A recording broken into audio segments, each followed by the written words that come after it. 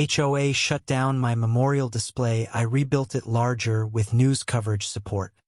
Have you ever poured your heart into honoring someone you love, only to have it torn apart by rules that feel cold and unjust?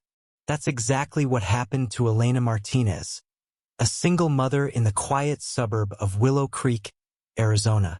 On a crisp May morning in 2025, Elena stood on her front lawn, staring at a letter from her homeowners association, HOA, that demanded she remove a Memorial Day display dedicated to her late husband, Captain Daniel Martinez, a Marine who died in Afghanistan in 2012. The display, a modest arrangement of American flags, a framed photo of Daniel in uniform, and a small plaque with his name, was deemed a violation of community aesthetic standards. Elena's grief turned to fury. This wasn't just a decoration. It was her way of keeping Daniel's memory alive for their 10-year-old daughter, Sophia. Elena had always been a rule follower, paying her HOA dues on time and keeping her lawn pristine. But the HOA's letter felt like a personal attack.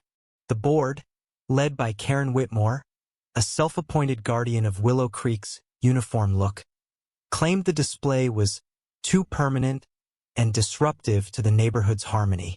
Elena called the HOA office, her voice shaking, to explain that the display was temporary, set up only for Memorial Day, Independence Day, and Veterans Day. Karen's response was curt. "Rules are rules, Mrs. Martinez. Take it down by Friday or face a $500 fine." Elena hung up, tears streaming down her face. She wasn't just fighting for a display.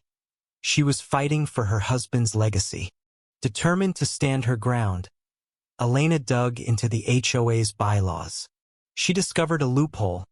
Decorations for federally recognized holidays were allowed 30 days before and 10 days after, provided they didn't obstruct public spaces. Her display met every requirement. Armed with this knowledge, Elena attended the next HOA meeting, clutching a photo of Daniel in his dress blues. She stood before the board, her voice steady despite the knot in her stomach, and presented her case. "This isn't about aesthetics," she said. "It's about honoring a man who gave his life for this country." The room fell silent, but Karen's face remained stone cold. "We'll review your request," she said dismissively, "but don't expect special treatment." Days later, Elena received another letter. Her appeal was denied.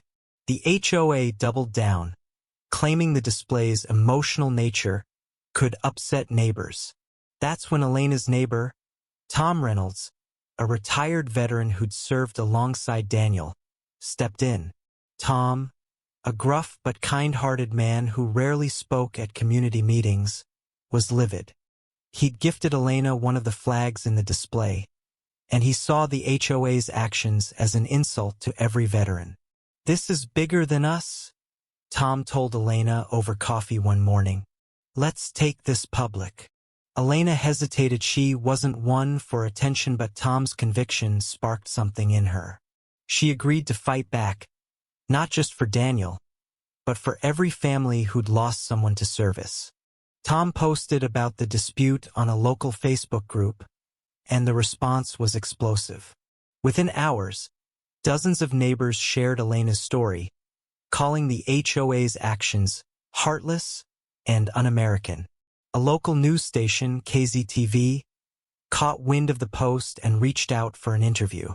Elena, nervous but resolute, stood in front of her display as cameras rolled, recounting Daniel's sacrifice and the HOA's cruelty. "I just want my daughter to know her father's not forgotten," she said, her voice breaking. The segment aired that evening, and by the next morning, Elena's story had gone viral. Posts on X called for the HOA to be shut down, echoing a similar case in Surprise, Arizona, where an HOA backed off after public pressure over a veteran's memorial. Karen and the HOA board were blindsided. They issued a statement claiming they respected veterans, but were upholding community standards. It only fanned the flames. Protesters gathered outside the HOA office, waving flags and holding signs that read, "Honor our heroes, not HOA egos." Then came the twist. A whistleblower from the HOA board, a quiet woman named Linda Chun, leaked emails showing Karen had pushed for the display's removal because she didn't like the look of it and wanted to set an example. Linda, who joined the board to make a difference, was horrified by Karen's pettiness. "I couldn't stay silent," Linda told KZTV. "This wasn't about rules, it was about control." With public pressure mounting, Elena decided to go bigger. She and Tom, with help from neighbors and a GoFundMe that raised $10,000, rebuilt the display twice its original size. The new memorial featured a towering flagpole, a spotlighted plaque engraved with Daniel's name and service dates, and a garden of red, white, and blue flowers. Veterans from across the state joined the unveiling on Memorial Day weekend, and national news outlets covered the event. Sophia, holding her mother's hand, placed a small Marine Corps emblem at the base of the plaque, her eyes shining with pride. The crowd cheered, but Elena's heart swelled for a different reason. Her daughter would grow up knowing her father's sacrifice mattered. Karen's reign unraveled. The leaked emails sparked a recall election, and Karen was voted off the board, replaced by Linda, who promised transparency and compassion. The HOA issued a formal apology and amended its bylaws to allow permanent veteran memorials with board approval. Karen, humiliated, put her house up for sale, unable to face the neighbors she'd alienated. Whispers on X suggested she'd moved to a condo with no HOA, fitting irony for someone who'd wielded rules like a weapon. Elena's display stood tall, a beacon of resilience in Willow Creek. As the sun set on the new memorial, Elena stood with Sophia, watching the flag wave gently in the breeze.